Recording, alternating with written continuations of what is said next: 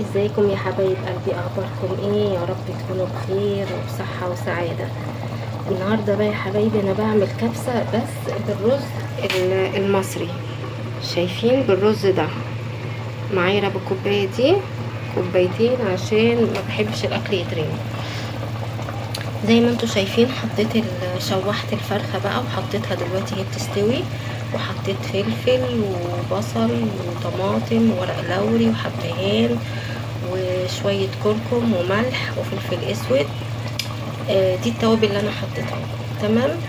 هتستوي بقى الفرخة، هطلعها اكمل بقى ايه، يعني احمرها كده في الفرن واحط الرز هنا مكان الفراخ. شوفوا في الاخر الاكلة هتطلع ازاي. طبعا يا حبايبي انا حطيت بقى الرز دلوقتي زي ما انتم شايفين في نفس الشوربه، مش نفس الحله. انا طبعا صفيتها زي ما انتم شايفين كده من الحاجات اللي كانت في الشوربه، وحطيت الرز وحطيت كمان تاني شويه ميه سخنه عشان الرز ايه يستوي. في الفرن بقى حطيت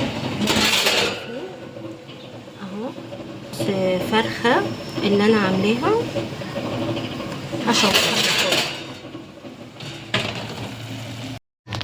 خلاص يا حبايب قلبي خلصت الاكل.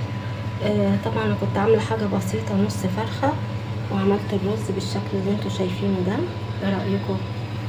طبعا لسه هحط بقيه الاطباق، بس انا ايه حطيت ايه طبق كده الاول اوريكم بس الشكل عامل ازاي كده. وعامله بطاطس محمره زي ما انتوا شايفين كده بسيط من تحت. وادي طبق غدانا النهارده. قولوا لي ايه رايكم؟ الف هنا وشفا. ادي غدانا النهارده.